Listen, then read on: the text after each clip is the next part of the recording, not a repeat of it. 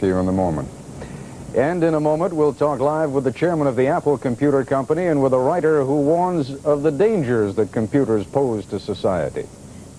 Really an example of sort of the role that computers are now playing in our lives, in the sense that that computer that malfunctioned was really as critical to the success of the shuttle as the thrust of the boosters that were going to lift it up in the air.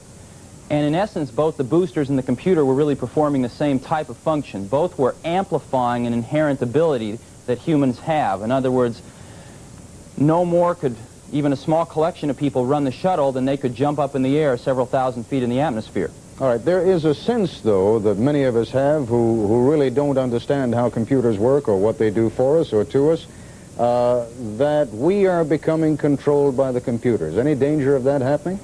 Well, as you know, the product we manufacture, many people see it for the first time and they don't think it's a computer. It's about 12 pounds. You can throw it out the window if the relationship isn't going so well. And I think if you look at sort of the process of the technological revolution that we're all in, it's a process of taking very centralized things and making them very democratic, if you will, very individualized, making them affordable by individuals for a small collection of tasks, if you will, sort of from the passenger train to the Volkswagen. All right, we heard you talking on tape a moment ago about the bicycle of the 21st century. Right. What were you talking about? Well, actually, I read a survey in Scientific American in the early 70s, and what this survey had done was it measured the efficiency of locomotion for various species of things on the planet, birds, fish, dogs, and it ranked them.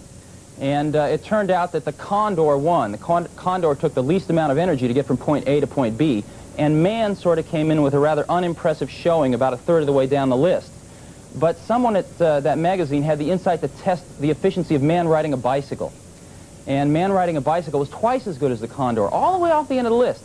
And it really illustrated man's ability as a tool maker to fashion a tool to amplify an inherent ability that he has.